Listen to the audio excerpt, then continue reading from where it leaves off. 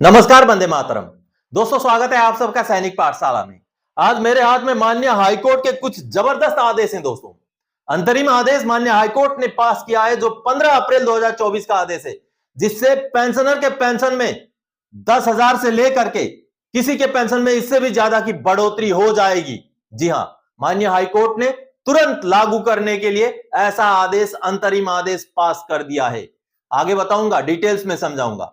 और साथ ही साथ दोस्तों, और भी कुछ मसले हैं, एंट्री लेवल पे से जुड़े हुए मसले हैं, और एसीपी एमएससीपी जो 2006 से पुराने पेंशनर को भी लागू है, 2006 के बाद वालों के लिए एमएससीपी लागू है, उसके बारे में भी रिकॉर्ड ऑफिस का लेटर दिखा के कुछ महत्वपूर्ण बातें आपको समझाऊंगा। और आपने अगर एसीपी लेना है और आपने अगर एमएससीपी लेना है तो क्या लिखना है, किसको भेजना है, सारी बातें आज के इस वीडियो में जानेंगे दोस्तों। तो वीडियो में आगे बढ़ने से पहले दोस्तों, मेरा हमेशा की तरह आप सबसे आग्रह है, अगर सैनिक पाठशाला चैनल का वीडियो आप पहली बार देख रहे हैं या अभी तक चैनल को सब्सक्राइब नहीं किया है, तो चैनल के साथ जुड़े रहने के लिए, इसका हिस्सा बने रहने के लिए चैनल को सब्सक्राइब जरूर करें। तो चलिए आगे बढ़ते हैं। सबसे पहली जानकारी दोस्तों, रिकॉर्ड ऑफिस को समझ नहीं आ रहा है, हम समझाएंगे।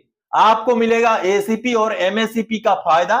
प्री और पोस्ट 2006 के पेंशनर के पेंशन में होगा उछाल, एरियर भी मिलेगा। जी हां दोस्तों, कुछ पेंशनर हैं जो 2006 के पहले के पेंशनर हैं, अब उनको एसीपी लागू है। अब कुछ पेंशनर हैं जो 2006 या उसके बाद के हैं, उनको एमएससीपी लागू है। ऐसे बहुत सारे हजारों की संख्या में आज भी पेंशनर हैं जिनको लागू है, चाहे एसीपी हो चाहे एमएससीपी हो, लेकिन नहीं मिल रहा है क्योंकि उनको जानकारी नहीं है। अब पेंशनर जाग रहे हैं, ग्रीवेंस डाल रहे हैं, रिकॉर्ड ऑफिस को अप्रोच कर रहे हैं। ऐसे में जो है रिकॉर्ड ऑफिस कभी कभी पेंशनर को क्या जवाब देता है, पेंशनर मांग रहे हैं एसीपी क्योंकि वो 2006 से पुराने पेंशनर है। अब उनको जवाब दिया जाता है आपको एमएससीपी लागू नहीं है क्योंकि आप 2006 के पहले के पेंशनर हैं। अब दोस्तों, यहां पर क्लैरिफाई आपको क्लियरली लिखना पड़ेगा ग्रीवेंस कि मैं एसीपी मांग रहा हूं, मैं एमएससीपी नहीं मांग रहा हूं। तो इसी चीज को आज क्लैरिफाई करूंगा। चलिए मैं आपको लेटर दिखाऊंगा, उसके बाद आपको क्या लिखना है, कैसे लिखना है। एमएससीपी लेना है तो कैसे लिखना है, सर्विस पेंशनर ने कैसे लिखना है, फैमिली पेंशनर ने कैसे लिखना है, एसीपी लेना है तो कैसे लिखना है, सारी बातें चलिए देखते हैं।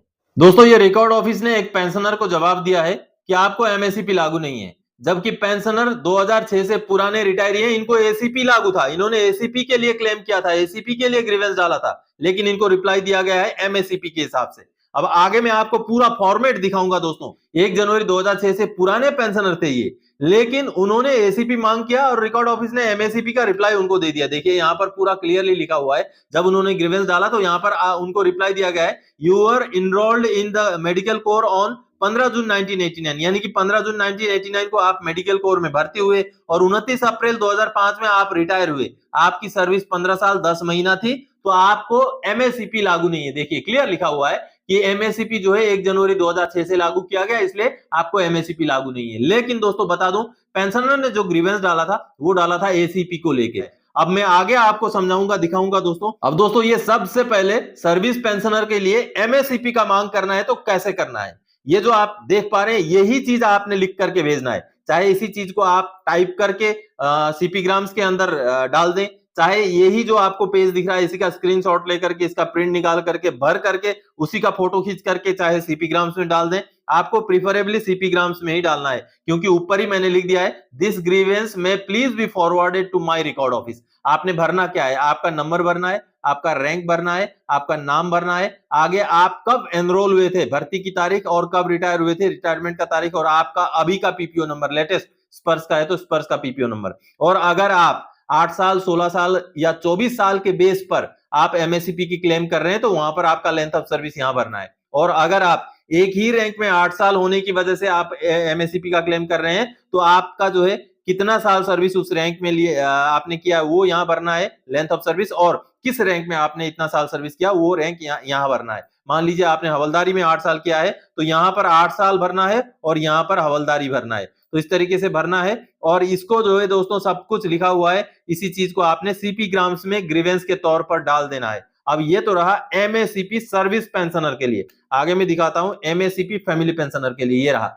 ये एमएससीपी फैमिली पेंशनर के लिए भरना वही है, सिर्फ यहां मैंने थोड़ा सा अंग्रेजी चेंज कर दिया है क्योंकि वहां पर आई नहीं होगा, I am family pensioner of number so and so ये होगा। और यहां उनका डिटेल्स भरना है, जो ओरिजिनल पेंशनर है उनका डिटेल्स यहां पर भरना है, भर्ती रिटायरमेंट तक, और जो पीपीओ नंबर है ये आपका ही भरना है। फैमिली पेंशनर जो है उन्हीं का पीपीओ नंबर यहां पर भरना है। अगर आप एसीपी की मांग करते हैं तो ये वाला भरना है। देखिए यहाँ पर क्लियरली मैंने एसीपी के लिए अलग से फॉर्मेट आज अपलोड कर रहा हूं। इसका मैं डाउनलोड करने के लिए डिस्क्रिप्शन बॉक्स में लिंक भी डाल दूंगा, उसको आप डाउनलोड भी कर सकते हैं और डाउनलोड करके सेम फॉर्म को भर के उसी का फोटो लेकर के आप ग्रीवेंस सीपी ग्राम्स में भी डाल सकते हैं। भरना क्या चीजें हैं, सिंपल सी चीजें हैं, ये चीजें भरना, बाकी चीजें मैंने पूरा लिख दिया है। एसीपी फैमिली पेंशनर के लिए नीचे का ये वाला है, ये देखिए ये वाला ऑप्शन है। सीपी ग्राम्स में कैसे ग्रीवेंस डाला जाता है वो इस वीडियो के अंतिम में जो लास्ट वाला लिंक आपको सबसे ऊपर मिलेगा, वीडियो लास्ट तक देखेंगे तो आपको लास्ट में मैं वो वीडियो का लिंक शेयर कर दूंगा, ऊपर वाला वीडियो आप देख लीजिएगा, उसमें मैं सीपी ग्राम्स में ग्रीवेंस डालने का पूरा तरीका समझाया हुआ है, आपको समझ में आ जाएगा। चलिए अगली जानकारी दोस्तों, एंट्री लेवल पे में मिला लाखों का एरियर, अब होगा पीपीओ जारी और पेंशन बढ़ोतरी के साथ एरियर भी। जी हाँ दोस्तों, इसी के ऊपर एक लेटर जारी हुआ है, उसको दिखाता हूं। दोस्तों रिकॉर्ड ऑफिस ने 18 अप्रैल 2024 को पेंशनर को यह जानकारी दी है कि आपका जो एंट्री लेवल पे, ये देखिए ईएलपी यानी कि एंट्री लेवल पे का जो केस है ये हमने प्रोसेस कर दिया है पीएओआर के बाद, अब पीसीडीए को कोरिजेंडम पीपीओ के लिए। इसका और एक लेटर है, नीचे आपको और एक लेटर है वो दिखाता हूं जिससे आपको ज्यादा समझ में आएगा। ये देखिए ये जो लेटर है ये पीएओआर को भेजा गया है रिकॉर्ड ऑफिस द्वारा, और ये किस लिए भेजा गया, आगे पीसीडीए को भेजने के लिए। यहां पर आप जैसे देख पा रहे हैं, अब देखिए ये जो रिकॉर्ड ऑफिस ने क्या लिखा है कि हमने एलपीसी कम डाटा शीट आपको प्रोसेस किया है, जो आपसे ऑडिट होकर हमारे पास आना है, फिर हम पीसीडीए को भेजेंगे। किस लिए भेजेंगे, ये देखिए action for your office is required to authenticate audit, ये देखिए ऑडिट करना है आपने to the LPCs of ELP यानी कि entry level pay, as the same will be forwarded to PCDA Prayagraj through SPARSH for issue of corrigendum PPO. देखिए उनको जो है एरियर मिल चुका है, देखिए arrear regarding entry level pay has already been paid by your office to the individuals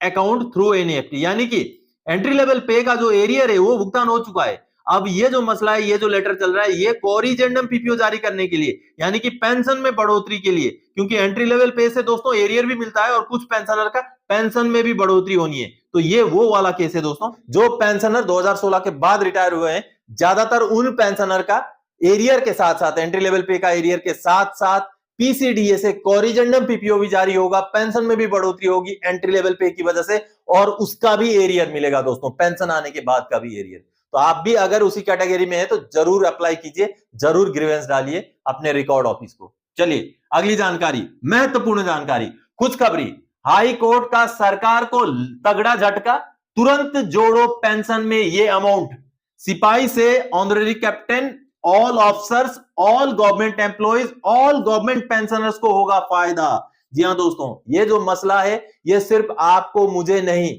जितने भी गवर्नमेंट एम्प्लॉइज हैं, चाहे वो किसी भी उसके हों, चाहे पैरामिलिट्री के हों, चाहे बाकी सिविल डिपार्टमेंट के भी हों, सभी को फायदा होने वाला ऐसा एक आदेश माननीय हाई कोर्ट चंडीगढ़ की तरफ से आया है दोस्तों। और उस आदेश को देखते हैं, आगे समझाऊंगा मैं। हर महीने में 10,387 पेंशन बढ़ोतरी में, जिनका एक किसी का मैं एग्जांपल देके आपको समझाऊंगा, जिनका मैं एग्जांपल दे रहा हूं उनके पेंशन में 10,387 की बढ़ोतरी, और कुल मिलाकर के उनको फायदा होगा 4,36,254। अगर ये मेरी बात करूं तो ये अमाउंट मेरा इससे भी ऊपर जाएगा। जी हां, आपका भी हो सकता है इससे ऊपर जाए या कम ही रहे, लेकिन फायदा जरूर होगा, क्योंकि ऐसा जबरदस्त आदेश है ये। और दोस्तों वाह, जबरदस्त फैसला आएगा। जी हां, आगे मैं अब दिखाता हूं आपको, ये अंतरिम फैसला है माननीय कोर्ट का। अब ये जो सामने आप माननीय कोर्ट का फैसला देख पा रहे हैं दोस्तों, जो फैसला 15 अप्रैल 2024 का है। अब इस फैसले में माननीय कोर्ट ने जो आदेश दिया है, देखिए ये एक इंटरिम आदेश है दोस्तों। यहां पर माननीय कोर्ट ने इस केस को एक दूसरे केस के साथ ज्वाइंट कर दिया है, उसके साथ टैग कर दिया है 9426/2023 के साथ। और उसके ठीक ऊपर आप देख पा रहे हैं जहां पर माननीय कोर्ट ने in the mean while further recovery shall remain stayed, यानी कि जो आगे रिकवरी होना है वो बंद हो जाएगा, उस पर रोक लगा दी माननीय कोर्ट ने। और दोस्तों ये जो मामला है ये है कम्यूटेशन की कटिंग जो होती है, जो कम्यूटेशन हमारा डिडक्शन होता है उसके ऊपर। और अभी आपको दिखाता हूं 9426/2023 जो केस है, जिसके साथ इस केस को टैग किया गया, वो क्या बोलता है ये देखिए। वो बोलता है, देखिए ये जो केस है, इस केस में the petitioners inter Alia challenge the provisions of सब rule 2 of Rule 11.1 of Punjab Civil Services Rule Volume 2 Annexure P2 and seek restoration of commuted portion of pension after a period of 15 years instead of 11.5 years। यानी कि दोस्तों जो हमारा commutation 15 साल में restore होता है, 15 साल तक कटता है, उसका पीरियड को कम करके 11.5 साल करने का ये केस है दोस्तों। और इस केस में माननीय पंजाब हाईकोर्ट जो है उन्होंने 15 अप्रैल 2024 के आदेश में अंतरिम आदेश ये सुनाया है, जिनका ये केस था उनके फेवर में, कि अब ये जो रिकवरी हो रहा है कम्यूटेशन का उसको बंद करना पड़ेगा। जी हां, आप सबने देखा माननीय कोर्ट ने आदेश ये दिया है, अंतरिम आदेश, कि उसको बंद करना पड़ेगा। ये बहुत बड़ी पहल है। हालांकि ये जो आदेश है इन्हीं के लिए है जिन्होंने ये केस किया है, इन्हीं पेंशनर के लिए लागू है जिन्होंने ये केस किया है। लेकिन अगर ये माननीय कोर्ट से फाइनल जजमेंट आ जाता है तो ये एक बहुत बड़ा जजमेंट होगा दोस्तों, और ये आदेश लागू हो जाता है तो अगर बाकी पेंशनर भी केस करेंगे तो उनको भी लाखों का फायदा होगा। अब ये जो सामने आप पेंशन स्लिप देख पा रहे हैं, एक ऐसे पेंशनर का पेंशन स्लिप है, देखिए, जिनका 10,387 रुपए कम्यूटेशन के तौर पर काटा जा रहा है। ये हर महीने उनका कटता है। अगर कम्यूटेशन का पीरियड मान लीजिए जो इस केस में जो केस चल रहा है, अगर इसी तर्ज पर 15 साल के बजाय 11.5 साल हो जाए तो 3.5 साल का फायदा हो जाएगा, यानी कि 42 महीने कम्यूटेशन देने की जरूरत नहीं पड़ेगी दोस्तों। और अगर 10,387 रुपए करके उनको 42 महीने तक कम्यूटेशन ना देना पड़े दोस्तों, तो उनका 4,36,254 रुपए की बचत होगी दोस्तों।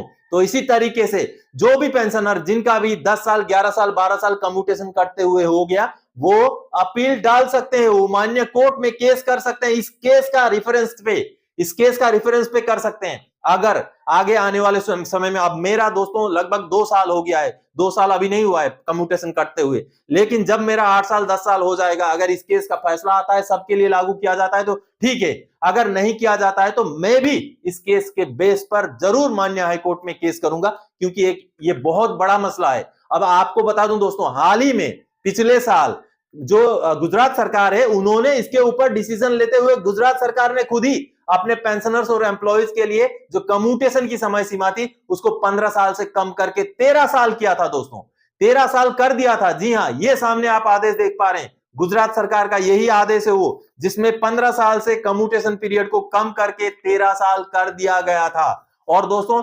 लगातार कई सारे एसोसिएशन से भी ये मांग उठती रही है। आपको मैं railway senior citizen welfare society का एक लेटर दिखाता हूं, जिसमें उन्होंने बकायदा पूरे पॉइंट्स डाल करके, कब कितना ब्याज का रेट था, 2006 में कितना था, अभी कितना है, तो उन बातों को रखते हुए ठोस सबूत के आधार पर कम्यूटेशन का पीरियड को 12 साल करने के लिए भी केंद्र सरकार को जो है अप्लाई करके रखा हुआ है। ये जो सामने आप लेटर देख पा रहे हैं, railway senior citizen welfare society की तरफ से जारी किया गया लेटर, जिसमें बकायदा 2006 में कितना था इंटरेस्ट रेट, वो सारी बातें लिख करके जो हमारा कम्यूटेशन का पीरियड उसको 15 साल से 12 साल में कम करने के लिए भी ये केंद्र सरकार को जो है अपनी तरफ से पिटीशन भेजा जा चुका है। तो दोस्तों माननीय हाईकोर्ट का ये जो अंतरिम आदेश है, ये बहुत मायने रखता है, क्योंकि मान लीजिए जिन भी पेंशनर का वो है, वो तो पर्टिकुलर है तो उन पेंशनर के लिए, लेकिन ये एक रास्ता खुल जाएगा अगर इस केस में माननीय हाईकोर्ट का पॉजिटिव रिस्पॉन्स आता है, माननीय हाईकोर्ट अगर सब कुछ सही पाते हैं कि हाँ कम्यूटेशन का पीरियड कम होना चाहिए, तो बहुत बड़ी बात है। और इसके बेस पर जितने भी पेंशनर का कम्यूटेशन कट रहा है उसमें जो है कटौती हो जाएगी समय सीमा में, और हर पेंशनर जब मिल करके केस करेंगे तो जरूर कम्यूटेशन का पीरियड कम होगा। और माननीय हाईकोर्ट से हमें उम्मीद है कि ये जो केस चल रहा है उस केस में फैसला जरूर आए, पेंशनर के फेवर में आए, ताकि हम सब जिन पेंशनर्स का कम्यूटेशन कट रहा है, बाकी भी हजारों लाखों की संख्या में जितने भी पेंशनर्स का कम्यूटेशन कट रहा है, उनको भी उसका फायदा आने वाले दिनों में मिले।